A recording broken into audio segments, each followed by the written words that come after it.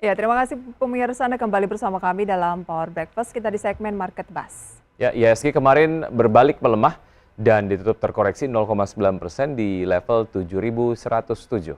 Ya, kemarin sempat di siang hari mengalami pelemahan yang cukup dalam sebelum akhirnya penurunannya berkurang dan hanya tercatat turun 0,9% atau hampir 1%.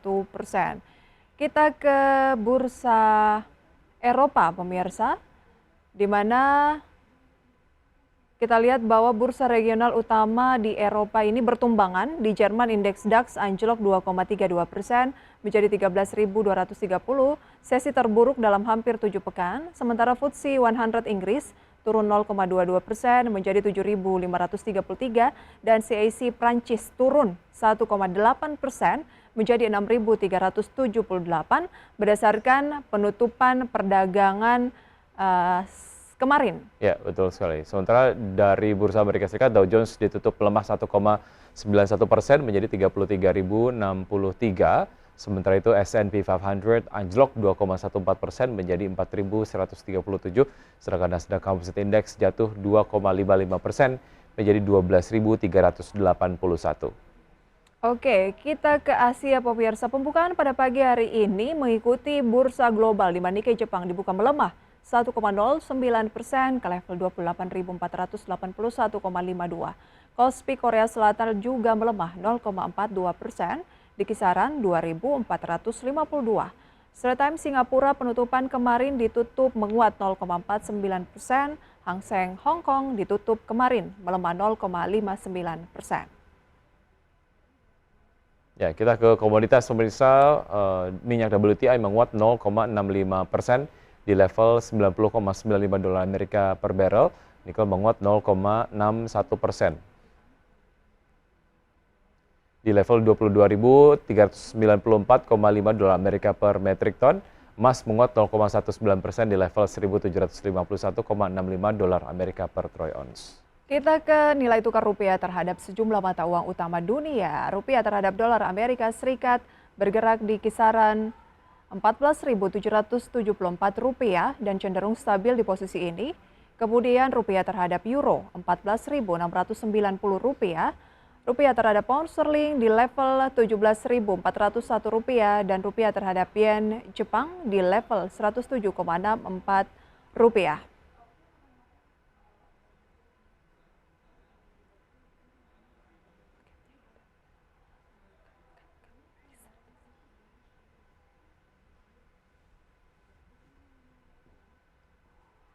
Iya, dan nanti kita akan berbincang Wiki ya bersama dengan Pak Saptono Adi, Kepala Divisi Layanan dan juga Pengembangan Perusahaan Tercatat Bursa Efek Indonesia. Kita akan membahas mengenal gitu ya papan perdagangan saham utama, kemudian pengembangan dan juga akselerasi saat lagi. Oke, usaha jeda berikut tetap bersama kami. Ya, kita akan terlebih dahulu mencermati beberapa agenda yang menarik untuk kita perhatikan. Begitu dari Indonesia ada data mengenai keputusan suku bunga Indonesia, kemudian masih dari Indonesia terkait dengan suku bunga fasilitas kredit Bank Indonesia, dan dari Singapura ada IHK inti Singapura, Yen Orier di bulan Juli. Di Amerika Serikat, Indeks Manajer Pembelian atau PMI Manufaktur dan Jasa Amerika Serikat di bulan Agustus. Kemudian masih dari Amerika ada penjualan rumah baru Amerika Serikat di bulan Juli. Dan di Inggris ada Indeks Manajer Pembelian PMI dan Jasa Manufaktur dan Jasa Inggris. Oke, kemudian kita lihat ya untuk emiten ada Antam RUPS, kemudian Palm RUPS, Weton juga RUPS, serta ada ICBP, ada SIMP dan SSMS tanggal pembayaran dividen tunai. Oke, itu dia ya untuk sejumlah agenda mengenai emiten. Dan pada pagi hari ini pemirsa kita akan berbincang tentunya ya bersama dengan kita akan membahas terkait dengan papan pengembangan, baik itu juga papan utama dan juga papan akselerasi pemirsa, bersama dengan Bapak Saptono Adi Junarso, Kepala Divisi Layanan dan juga Pengembangan Perusahaan Tercatat Bursa Efek Indonesia. Selamat pagi Pak Sabto. Selamat pagi. Apa kabar Pak? Baik. Ya, terima kasih sudah bergabung bersama kami. Sehat selalu Pak Sabto.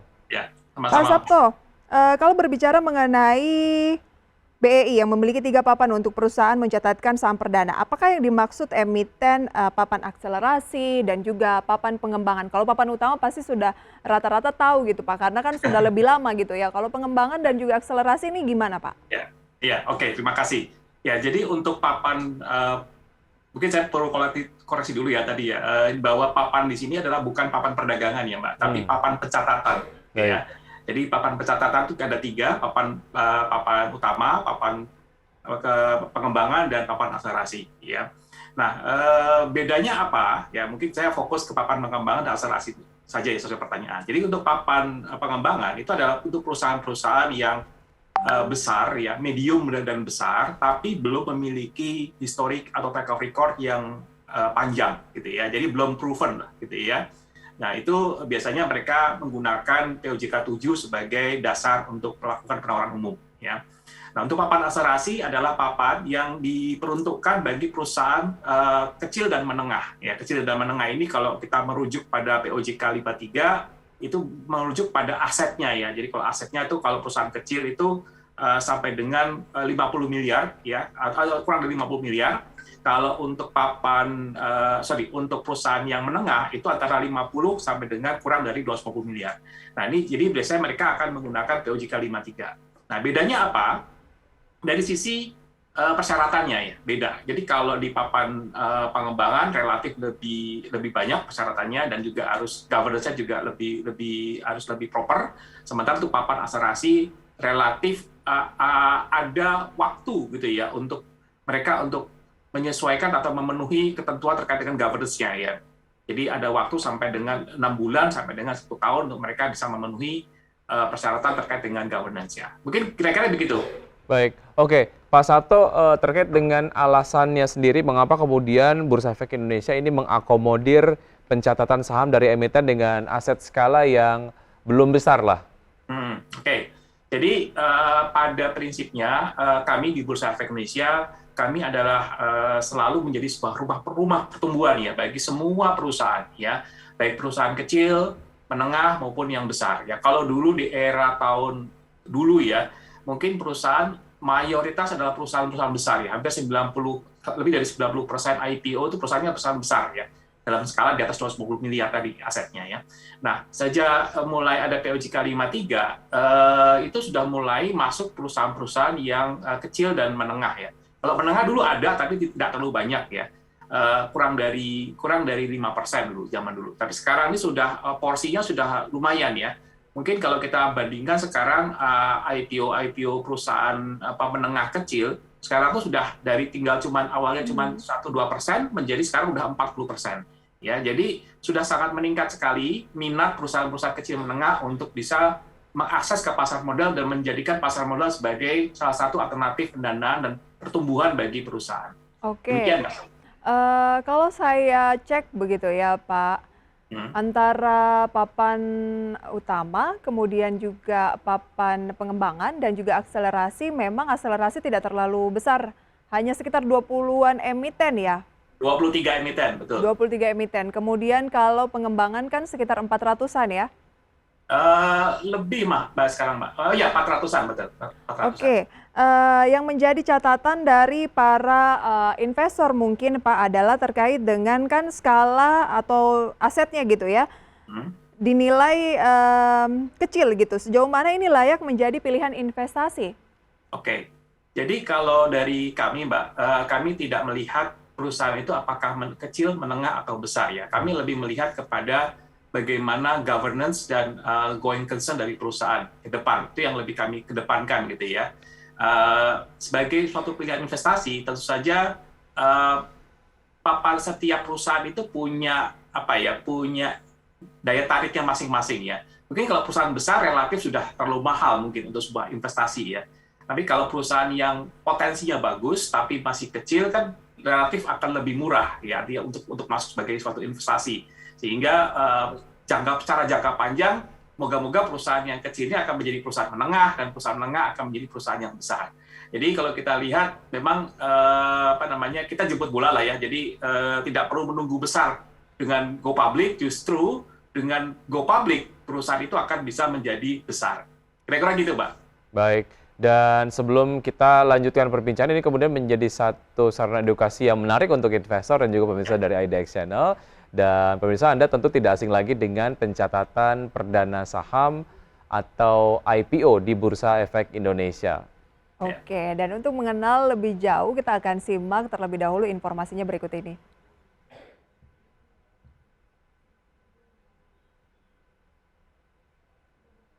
Ini diklasifikasi sesuai kondisi perusahaan saat pertama kali melakukan pencatatan di bursa ke dalam 3 jenis papan perdagangan di Bursa Efek, yaitu papan utama, papan pengembangan, dan papan akselerasi.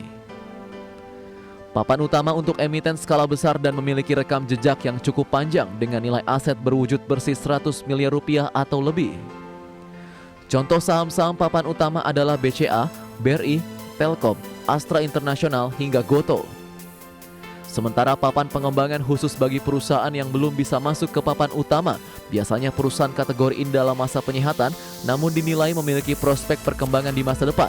Contohnya PT Adi Sarana Armada Tbk atau ASA, PT Sarana Sentral Baja Tama Tbk atau Baja, hingga PT Bakri Sumatera Plantation Tbk atau UNSP. Yang satu ini sering membuat sobat investor skeptis. Alasannya, papan akselerasi adalah untuk perusahaan skala kecil hingga menengah yang belum dapat memenuhi persyaratan di papan pengembangan alias didesain menjadi tidak cukup liquid jika dibandingkan 2 papan lainnya. Meski demikian, papan akselerasi bukanlah saham abal-abal. Semua perusahaan yang tercatat di bursa sudah melalui proses evaluasi oleh bursa dan OJK, termasuk juga perusahaan di papan akselerasi. Untuk itu, mari lebih dekat dengan 3 jenis papan perdagangan di Bursa Efek Indonesia dalam perbincangan berikut ini.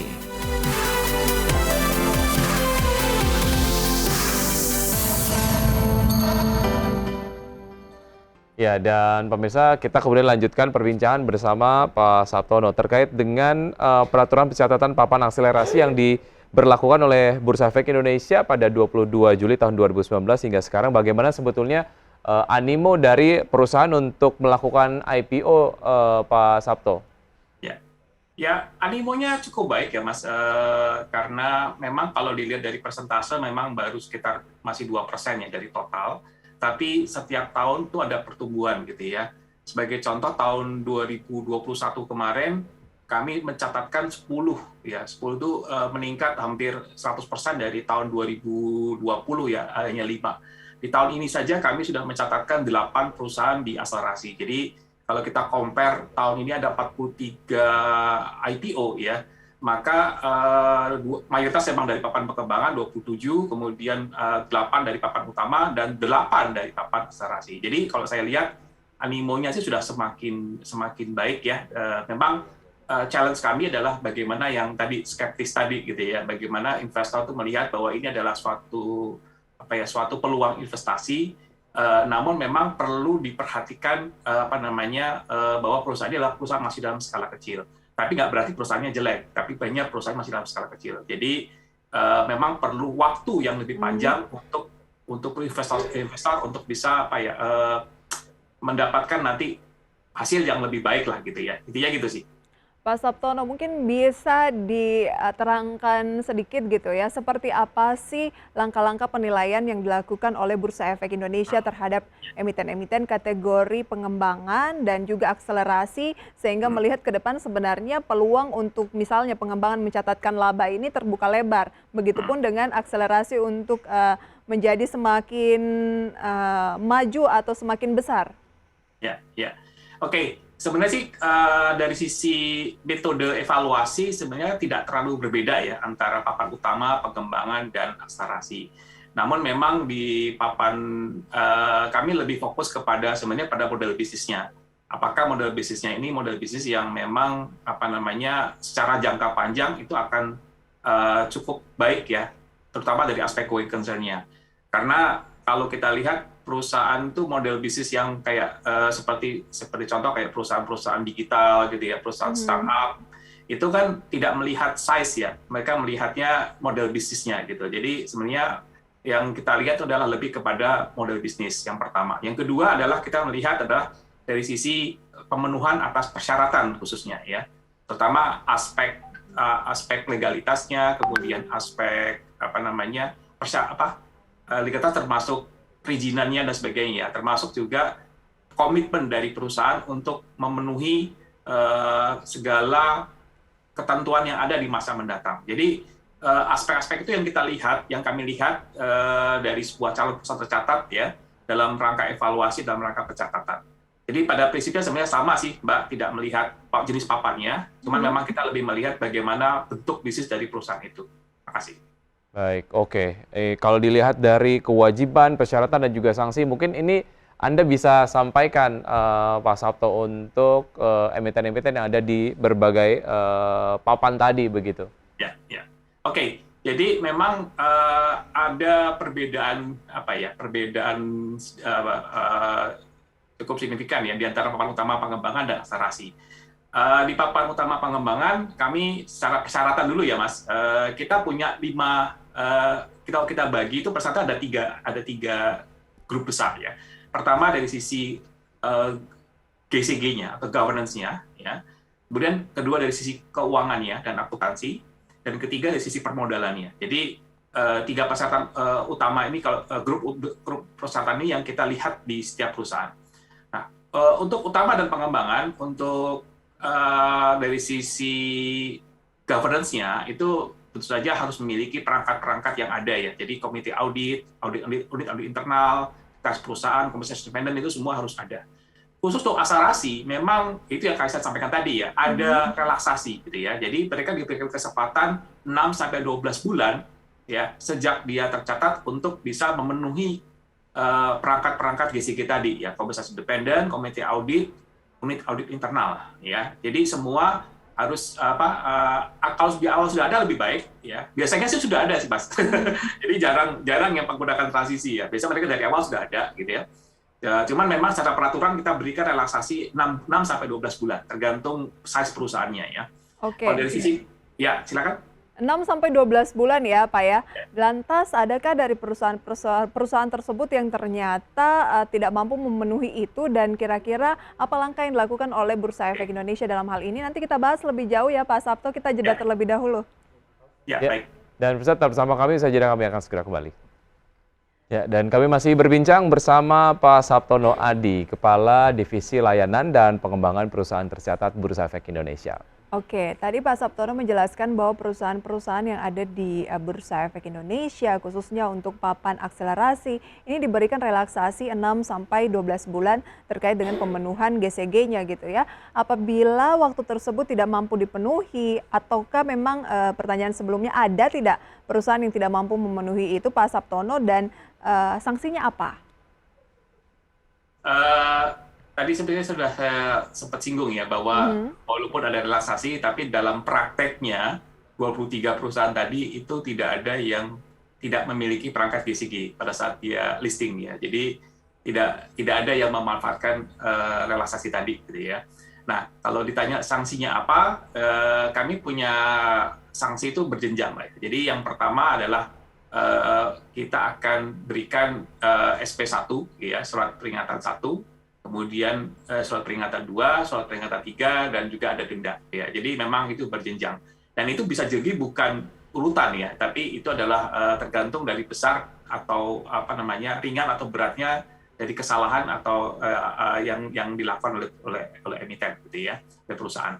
Jadi tapi sebenarnya sanksi itu sanksi secara umum ya. Jadi berlaku untuk semua kejadian atau ketidaksesuaian yang dilakukan oleh perusahaan. Baik, dan ya, silakan dilanjutkan Pak Sabto. Ya, silakan. Oke, baik. Apa saja manfaat yang bisa didapat oleh emiten-emiten yang ada di papan akselerasi, itu kemudian dari sudut pandang emitennya begitu. Tapi kalau dari sudut pandang investornya, apa value-nya? Ya, oke. Kalau manfaat bagi perusahaan banyak ya. Yang pasti yang pasti mereka akan mendapatkan pendanaan gitu ya. Satu pendanaan yang di mana mereka kalau masuk ke bursa kan kita selalu bilang pendanaan itu adalah hanya IPO itu hanya sebagai satu awal ya. Nanti mereka secara bertahap mereka bisa melakukan pendanaan lanjutan melalui right issue dan sebagainya. Dan bagi perusahaan juga ada value yang dimiliki oleh perusahaan publik yang tidak dimiliki oleh perusahaan biasa, yaitu nilai perusahaan ya.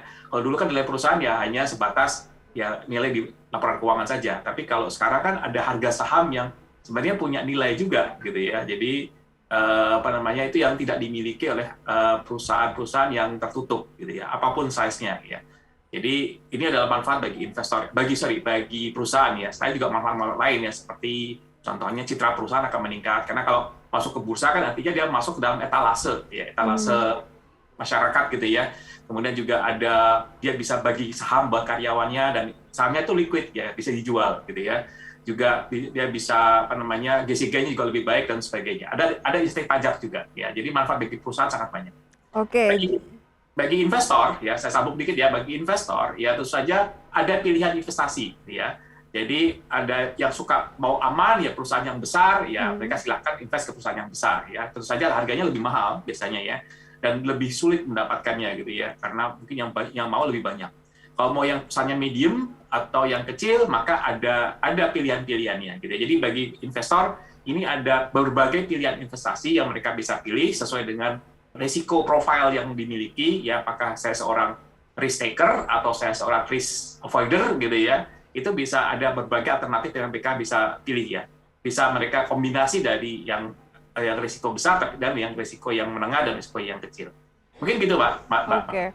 Jadi tergantung dari risk appetite dari investor itu, karena semua perusahaan yang tercatat di bursa kan sudah melalui proses evaluasi oleh bursa dan OJK, termasuk perusahaan di papan akselerasi. Begitu ya Pak Sabtono ya?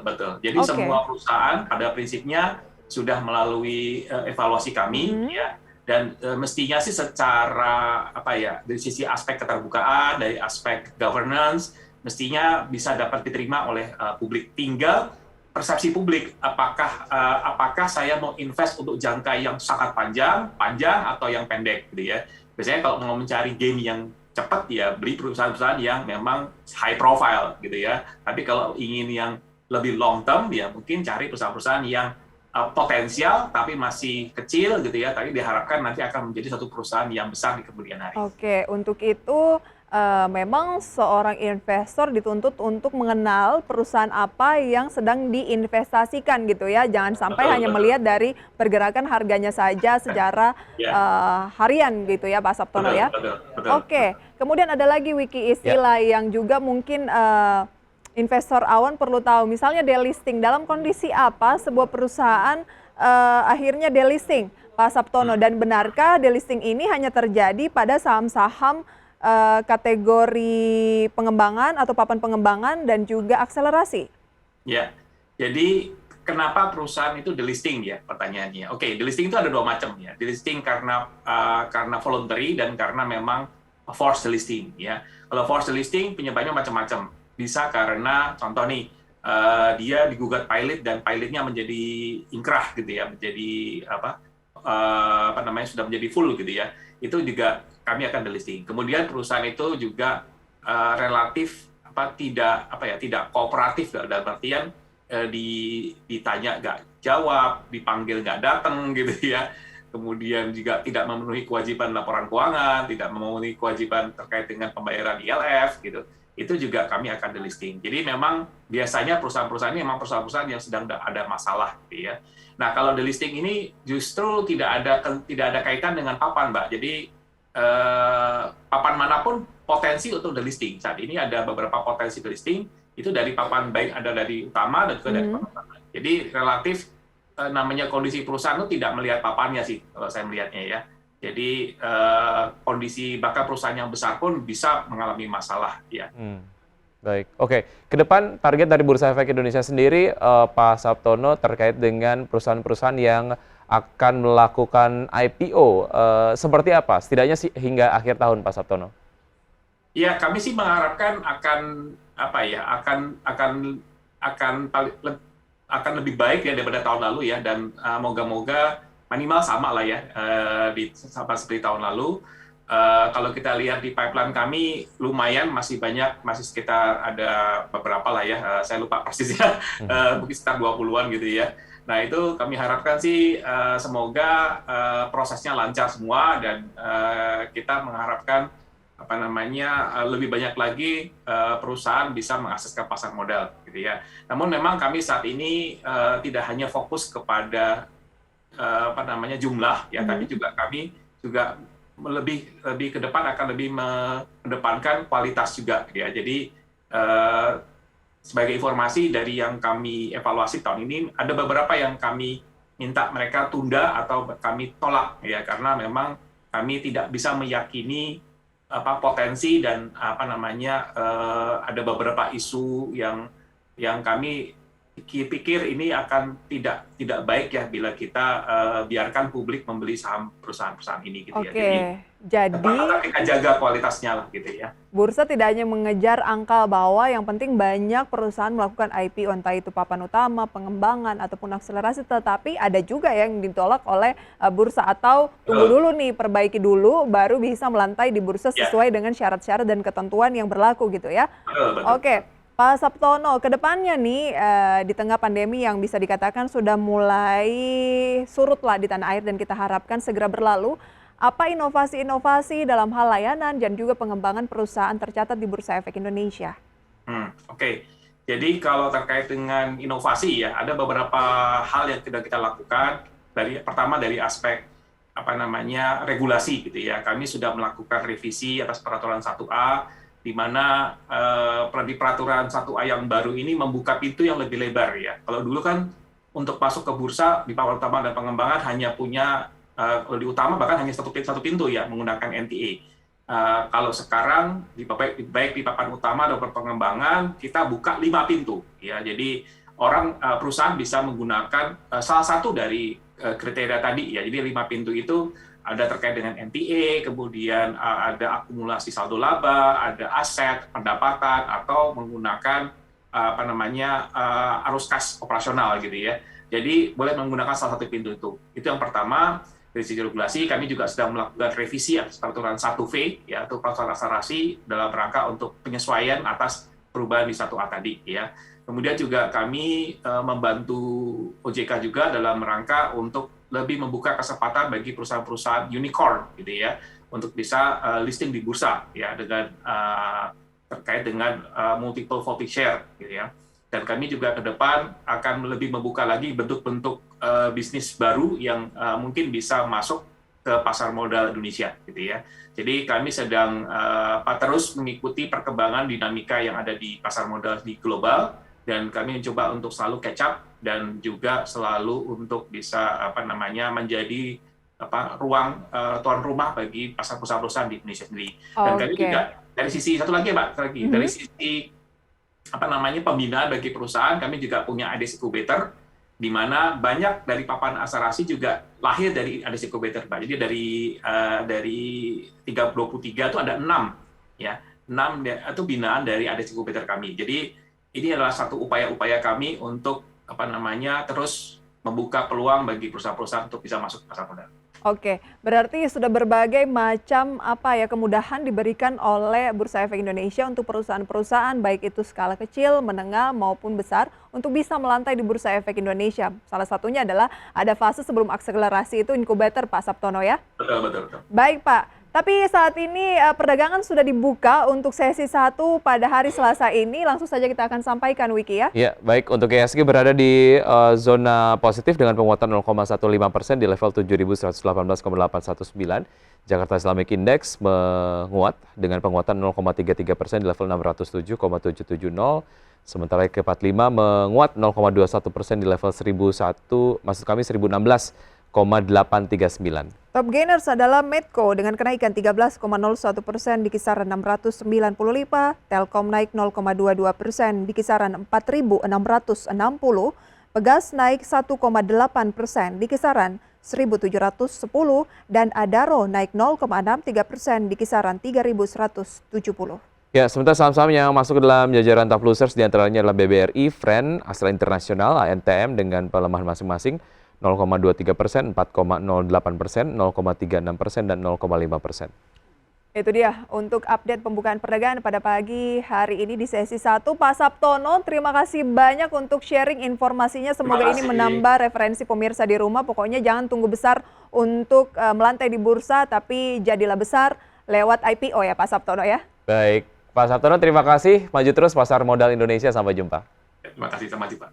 Baik, oke, menarik ya. Kita lebih mengenal begitu emiten-emiten yang ada di berbagai papan tadi gitu ya. Ada yang akselerasi, pengembangan, dan juga yang utama begitu. Oke, dan di segmen selanjutnya kami akan kembali pemirsa dengan segmen Create Up yang mengulas perusahaan-perusahaan di bidang teknologi. Gitu Betul ya. sekali. Dan usaha jeda berikut ini kami akan segera kembali.